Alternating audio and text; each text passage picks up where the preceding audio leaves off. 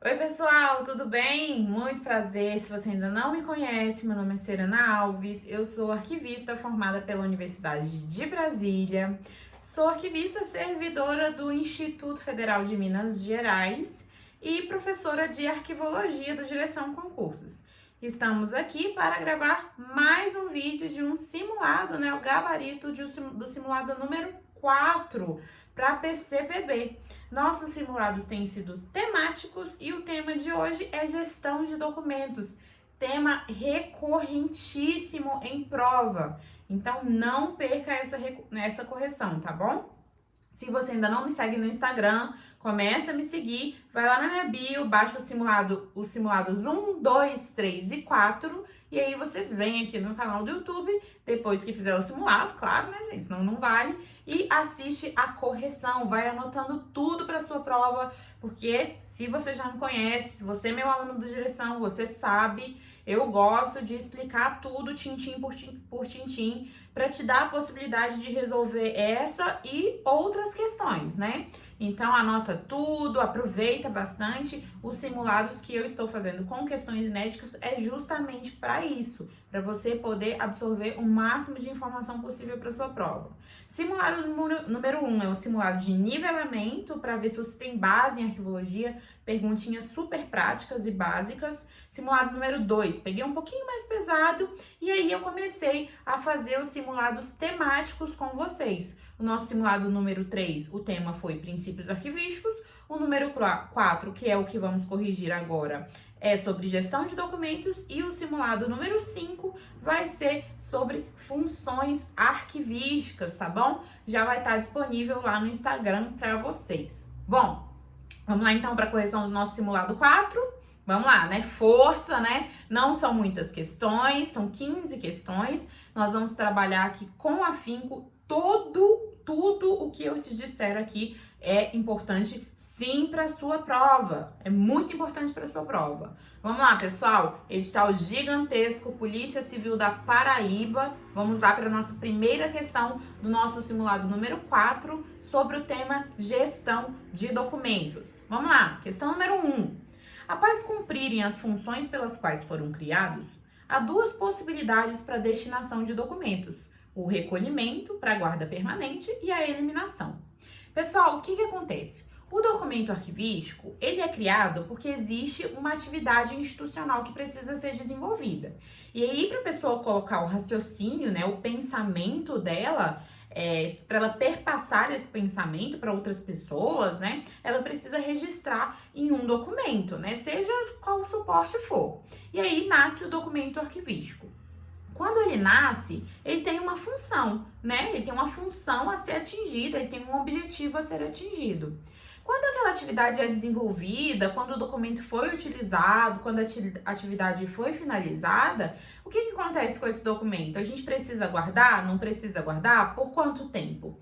Quem vai definir isso é a tabela de temporalidade de documentos, tá bom? Então, esse documento, ele vai ficar cumprindo as funções pelas quais ele foi criado num chamado arquivo corrente, que pode ser entendido como se fosse o nosso setor de trabalho. Não é no nosso setor de trabalho que a gente fica lá com os processos para desenvolver as demandas? Pois é, esse é o arquivo corrente. Ou a caixa de entrada do seu sistema informatizado de gestão arquivística de documentos? Pois é, esse é o arquivo corrente. Lá no arquivo corrente, a demanda está em andamento, é uma demanda atual que precisa ser desenvolvida e por esse motivo, né, o documento ali está cumprindo as suas funções.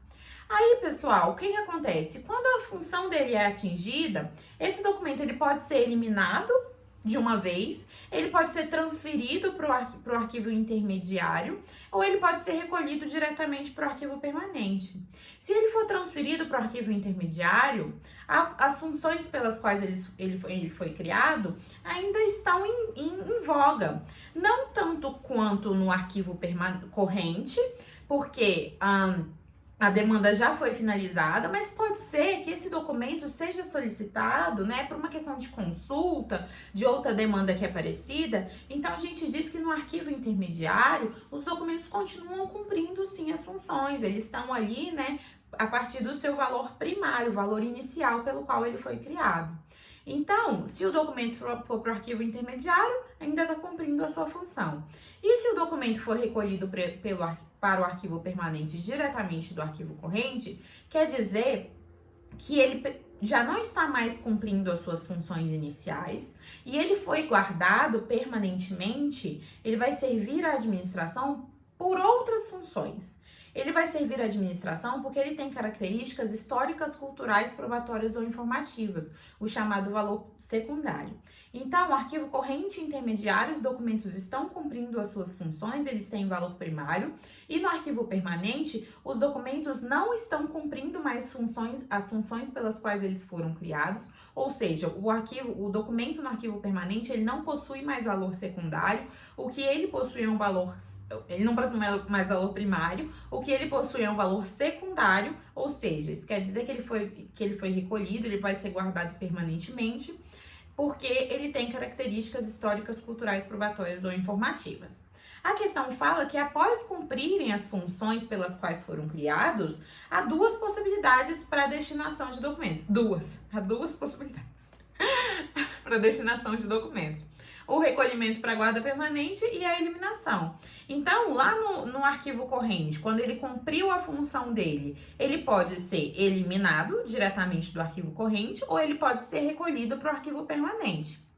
Beleza? Até aí tá certo.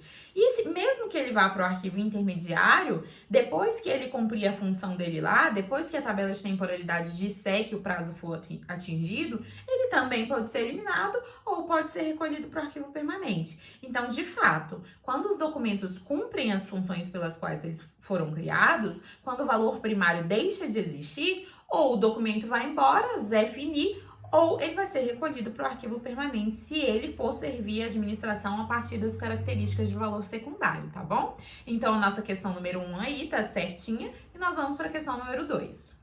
A movimentação dos documentos dentro do ciclo vital ocorre por meio da transferência e do recolhimento. A transferência pode ocorrer em dois momentos. Pessoal, olha só, visualiza aqui comigo, tá? Visualiza, vamos lá, foca, PCPB chegando. Arquivo corrente, arquivo intermediário e arquivo permanente. Corrente, intermediário, permanente. Arquivo corrente, onde os documentos são criados e recebidos, eles estão cumprindo as suas funções. Quando o prazo chega, quando a tabela de temporalidade fala que esse documento não precisa mais ficar lá no arquivo corrente, porque as funções deles já foram atingidas, esse documento ele pode ser eliminado, porque não existe mais nenhum valor para a instituição, ele já cumpriu a sua função e não vai servir mais, então não tem por que guardar. Então ele pode ser eliminado diretamente do arquivo corrente, essa é uma possibilidade. Ou ele pode ser transferido para o arquivo intermediário. Repare, eu falei transferido para o arquivo intermediário, beleza? Ou esse documento pode vir do arquivo corrente e ser recolhido para o arquivo permanente. Então, diretamente do arquivo corrente, ele pode ser eliminado diretamente, ele pode ser transferido para o arquivo intermediário ou ele pode ser recolhido para o arquivo permanente, beleza? Vamos supor que ele foi eliminado. Acabou a nossa conversa aqui. O documento pode ser eliminado diretamente do arquivo corrente. Vamos supor que ele foi transferido. Se ele foi transferido para o arquivo intermediário, o que pode acontecer? Pode passar o tempo lá no arquivo intermediário e ele pode ser eliminado também, acabou a nossa conversa, ou ele vai ser recolhido para o arquivo permanente também, beleza? Então, no arquivo intermediário, ele veio do arquivo corrente, está no intermediário, ele pode ser eliminado ou pode ser recolhido para o arquivo permanente. Vamos supor, então, que ele nem foi eliminado diretamente do arquivo corrente e nem foi transferido para o arquivo intermediário. Ele foi do arquivo corrente diretamente para o arquivo permanente. O que eu chamo essa movimentação aqui, diretamente para o arquivo permanente? Eu também chamo de recolhimento.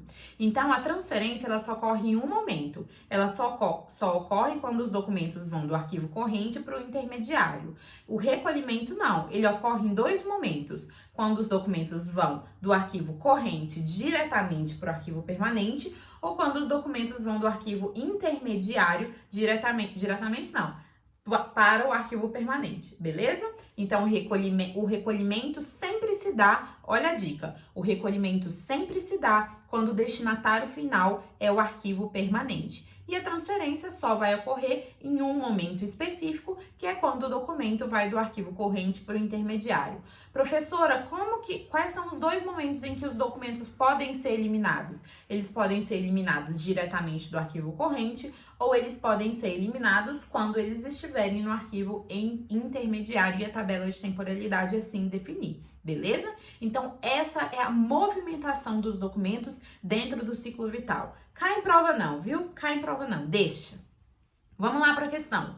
Expliquei a movimentação inteira para vocês. Expliquei mesmo, gosto de explicar, tenho que explicar. Você tá aqui para aprender. O pessoal fica falando, ah, Serena fala demais, professora Serena fala demais. Gente, mas o que eu tô dando aqui para vocês é ouro. Isso aqui é ouro. Nada do que eu tô falando aqui, fora esse sermão básico, né, que a gente tem que dar. Nada que eu tô dando aqui, nada que eu tô falando aqui é de graça, não.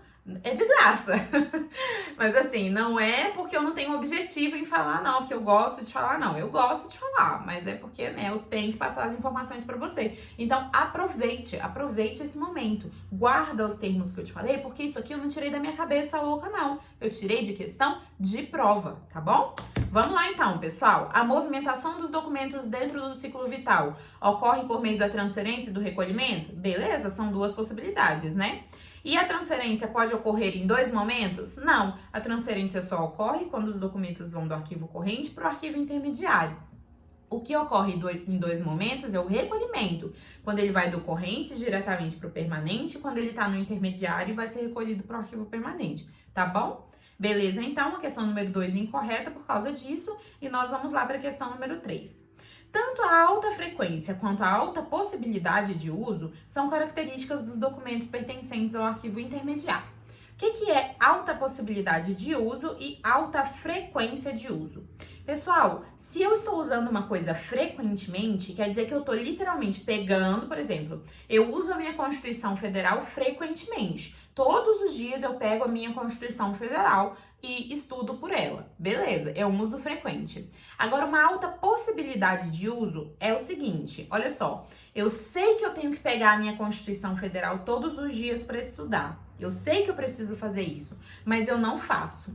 A possibilidade de uso é alta, porque eu tenho que fazer isso, porque existe uma coisa que eu preciso fazer com a Constituição Federal, mas não necessariamente eu estou realmente pegando ela todos os dias. Então, a minha frequência pode ser alta e a minha possibilidade pode ser alta, tá bom?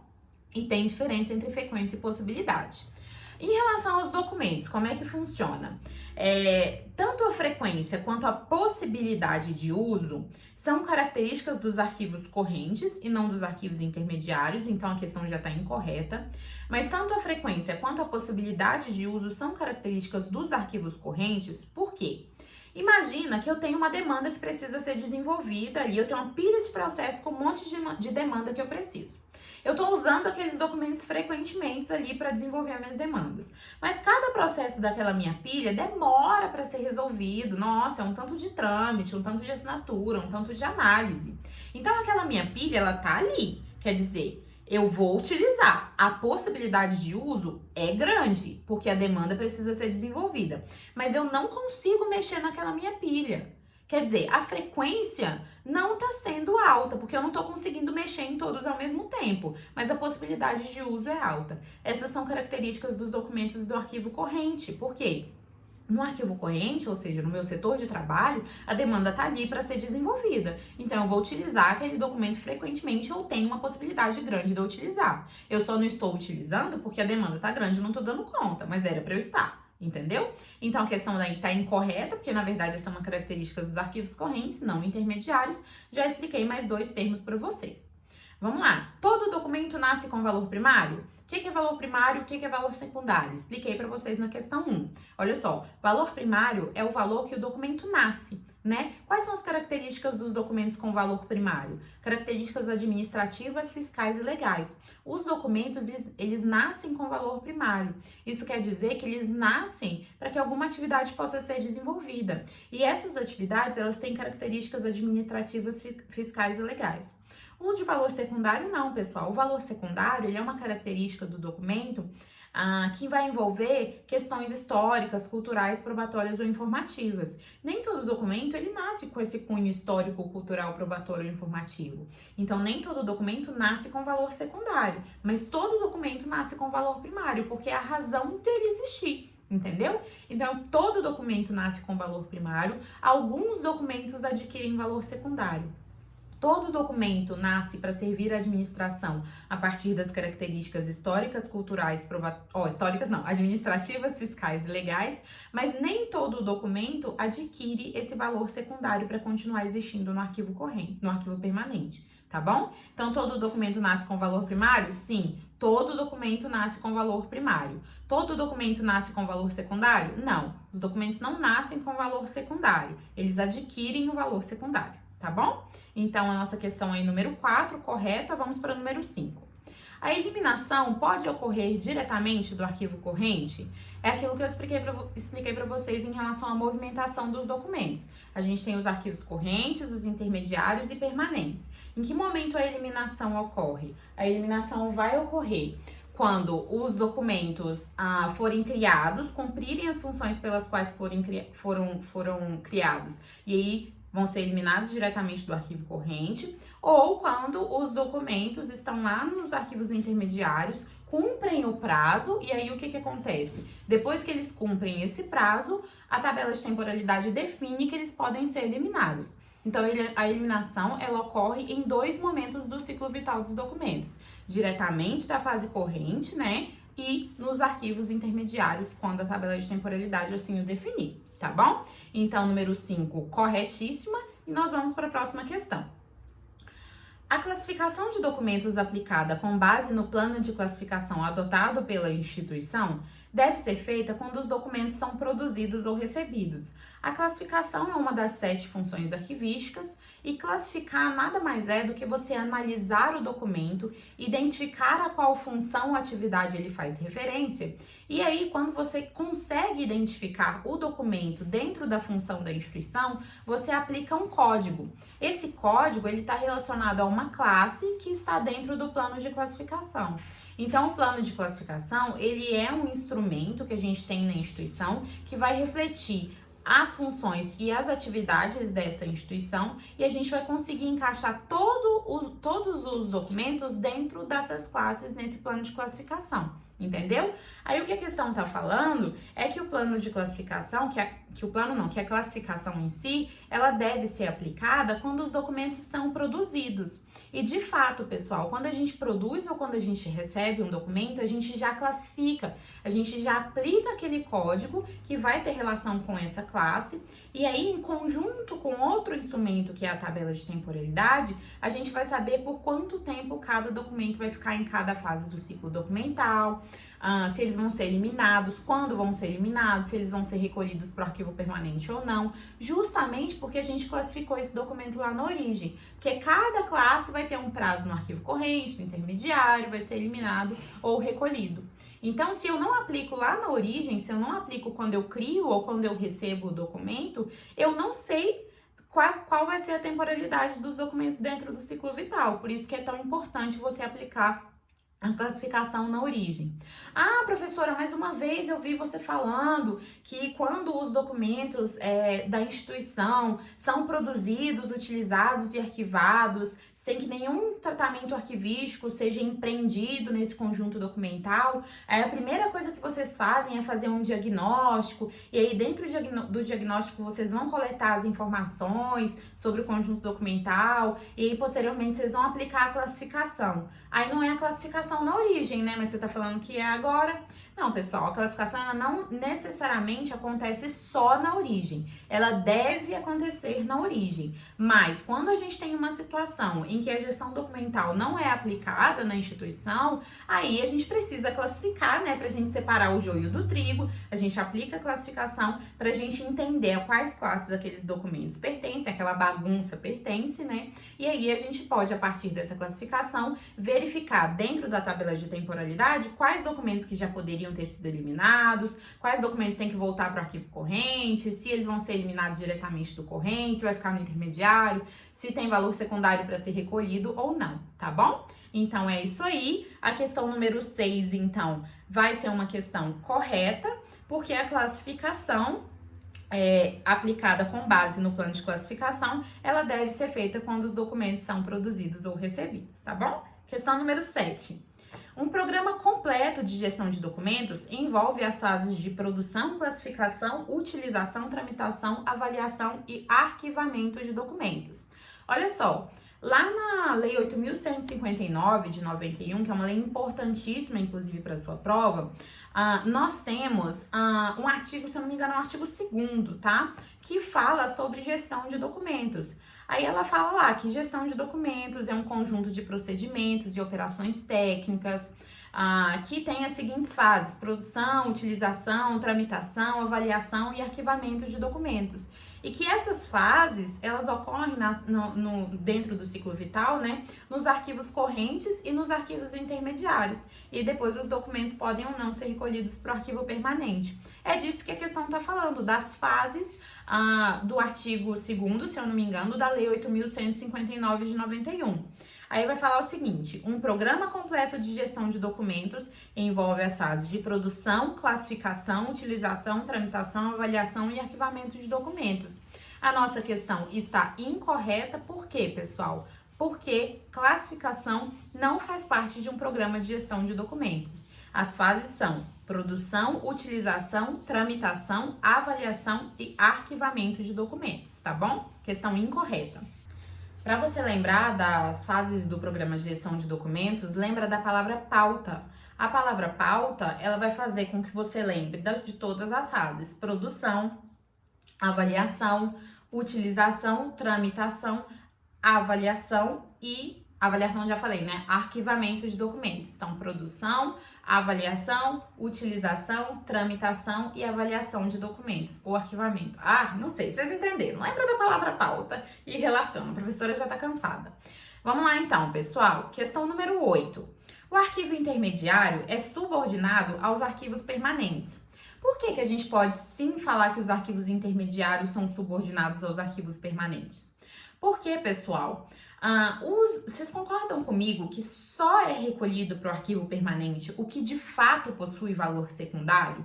Certo? Se os documentos cumpriram as funções pelas quais eles foram criados, perderam seu valor primário e não possuem mais valor para a instituição, eles vão ser eliminados. Isso é fato, tá bom? Isso é fato. Agora, se os documentos cumpriram as funções pelas quais eles foram criados, perderam seu valor primário, mas ainda podem servir à administração a partir de suas características históricas, culturais, probatórias ou informativas, isso quer dizer que eles têm valor secundário. Então, eu só recolho para o arquivo permanente os documentos que perderam valor primário e que de fato possuem as características que determinam que eles são documentos permanentes. Então, por que a gente fala que o arquivo que os arquivos intermediários são subordinados aos arquivos permanentes? Porque os arquivos permanentes, eles vão comandar os arquivos intermediários para que de fato só chegue o que tem que chegar nos arquivos permanentes, entendeu? Por isso que existe uma subordinação, porque o arquivo permanente, ele vai querer garantir que só o que de fato tiver valor secundário chegue lá no arquivo intermediário, para a gente não ficar guardando para sempre documentos que não possuem essa característica. Então é por isso que tem essa subordinação. Questão número 8 correta, nós vamos para o número 9. O protocolo é desenvolvido no âmbito dos arquivos correntes e intermediários. Pessoal, o protocolo, ele é o setor que recebe a documentação e controla a movimentação dentro da instituição. Então, ele serve para a gente saber, por exemplo, enviei um processo para aí, com quem que está esse processo? Quais ações que foram empreendidas nesse processo? Por quanto tempo aquele setor está com esse processo? Então, a partir das atividades de recebimento, registro, classificação, autuação, distribuição, tramitação e expedição de documentos, que são as atividades de protocolo, a gente vai poder fazer esse controle. E aí, por que a gente fala que ele é desenvolvido no âmbito dos arquivos correntes e não dos intermediários, como diz a questão, e é isso que a torna incorreta? Por que a gente fala que eles são desenvolvidos no âmbito dos arquivos correntes? Porque quando os documentos eles são criados, eles têm que passar pelo protocolo, ou eles recebem um número de protocolo automático num sistema informatizado. E aí, a partir desse número, que a gente vai poder fazer todo esse controle. E a gente fala que eles são criados nos arquivos correntes, né, que eles têm essa vinculação com o arquivo corrente, porque não existe documento criado ou documento recebido que não receba um protocolo, por isso essa vinculação, apesar dos arquivos correntes do protocolo exercerem atividades completamente diferentes, tá bom? É por isso. Então a questão aí tá incorreta, porque ele fala que o protocolo é desenvolvido no âmbito dos arquivos correntes intermediários, mas na verdade é só desenvolvido no âmbito dos arquivos correntes quando os documentos são produzidos. Número 10. As características históricas, culturais, probatórias ou informativas podem ser encontradas nos arquivos correntes e intermediários. Pessoal, isso aqui é aquela questão do valor primário e do valor secundário que eu comentei com vocês. Olha só, a gente só tem característica administrativa, fiscal e legal em documentos de valor primário que só estão nos arquivos correntes e intermediários. A gente só tem característica histórica, cultural, probatória e informativa nos arquivos permanentes. Mais uma vez, nós só temos características administrativas, fiscais e legais que compõem o valor primário nos arquivos correntes e intermediários. Nós só temos características históricas, culturais, probatórias ou informativas que compõem o valor secundário nos arquivos permanentes. Beleza? Gravou? Olha só, o que a questão fala, diante disso que eu falei para vocês. As características históricas, culturais, probatórias ou informativas, ou seja, valor secundário, né, podem ser encontradas nos arquivos correntes e intermediários? Não, somente nos arquivos permanentes. Por isso que a 10 está incorreta, nós vamos para o número 11. As atividades de descrição e difusão estão intimamente ligadas aos arquivos permanentes. O que é descrição e o que é difusão? 2 das 7 funções arquivísticas. A descrição é o ato de você analisar um documento, retirar aquelas informações que o representam e inserir, por exemplo, em um sistema informatizado, né? Ou, por exemplo, produzir um instrumento de pesquisa. Essas informações, elas vão descrever o documento de modo que se saiba o que é aquele documento, mesmo sem ter o documento em mãos, entendeu? Então, descrever é isso. Aí o que acontece? A difusão, ela é também uma das 7 funções arquivísticas e ela vai ser toda a ação que você conseguir empreender e que diminua a distância entre o cidadão e a informação. Então, por exemplo, se eu produzo um instrumento de pesquisa, eu estou fazendo uma ação de difusão, né? Se eu produzo e divulgo, eu estou fazendo uma ação de difusão? Eu estou fazendo uma ação de difusão, apesar que o instrumento de pesquisa é um produto da descrição e não difusão. Agora, por exemplo, se eu produzo um folder utilizando os documentos do meu arquivo, eu estou promovendo uma ação de difusão? Sim, porque eu estou diminuindo a distância entre o cidadão e a informação. Então, a difusão e a descrição fazem parte das 7 funções arquivísticas e elas são desenvolvidas no âmbito do arquivo permanente, sim. Agora, a questão fala assim que elas estão intimamente ligadas aos arquivos permanentes, justamente isso que eu falei para vocês.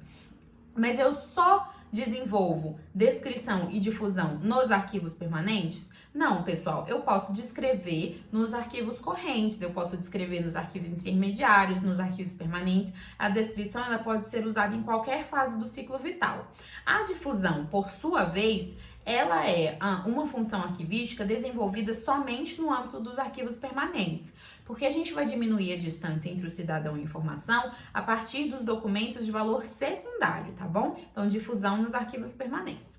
A questão fala assim, as atividades de descrição e difusão estão intimamente ligadas aos arquivos permanentes, certo? Só aos arquivos permanentes? Não, tá bom? Então, fique esperto aí. Questão número 11 tá certinha, vamos para o número 12. O primeiro instrumento a ser produzido é a tabela de temporalidade, seguida do plano de classificação. Na verdade, pessoal, o que eu produzo primeiro é o plano de classificação e depois a tabela de temporalidade. Porque o plano de classificação, ele vai ter o código, ele vai ter a classe. A partir desse código e dessa classe, que eu vou encaixar os documentos dentro, eu vou ter por quanto tempo cada documento. Vai ficar no arquivo corrente, intermediário e permanente. Se vai ficar no permanente, né? Então, cada classe vai ter uma temporalidade. Como é que eu vou aplicar uma temporalidade se eu não tenho uma classe? Então, primeiro eu tenho um plano de classificação, depois eu tenho a tabela de temporalidade, tá bom? Não é o que a questão tá falando aí, não. Então, a número 12, incorreta. Vamos para o número 13. Em um sistema informatizado, a teoria das três idades não possui aplicabilidade. Pessoal, mais uma vez, né, eu gosto de colocar esse tipo de questão porque o pessoal sempre fica em dúvida. Mas agora é tudo digital, então os procedimentos arquivísticos não são mais válidos. Não tem nada a ver, pessoal.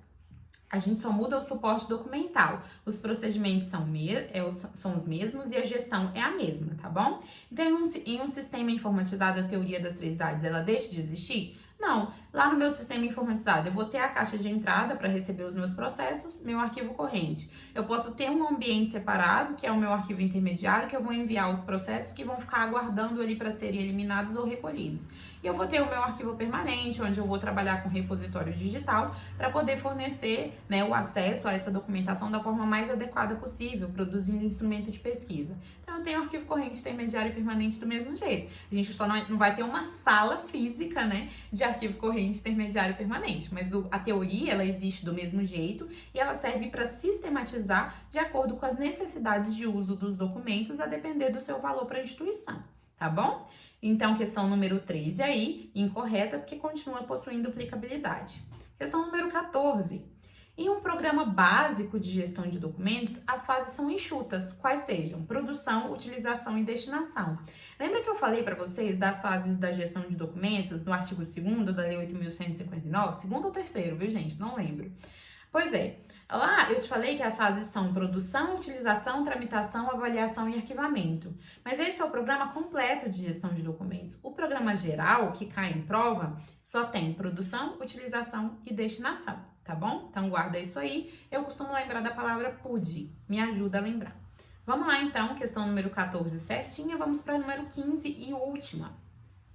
Na fase de utilização, o arquivista interfere na criação da estrutura do documento, de modo a compatibilizá-la à estrutura padrão da instituição.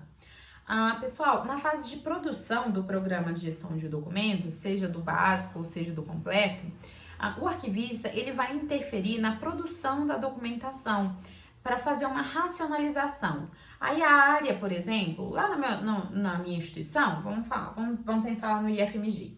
Lá no IFMG, eu sou responsável pelo Sistema Eletrônico de Informações, a gente chama de SEI. E aí lá no SEI, a gente precisa inserir os documentos, a estrutura padrão dos documentos no sistema, para que as pessoas não precisam criar o documento toda vez que for utilizar. É um documento padrão que ela só insere as informações. Aí quando a área vem falar comigo e fala assim, Serena, eu quero criar esse documento aqui dentro do sistema. Aí eu vou falar para ela, eu vou virar para a área e vou falar, olha, esse documento aí que você está criando, tem um outro que é muito parecido, ele não te atende, não? Ou, essa estrutura que você criou aqui, ela tá muito complicada para o usuário entender, vamos dar uma melhorada aqui?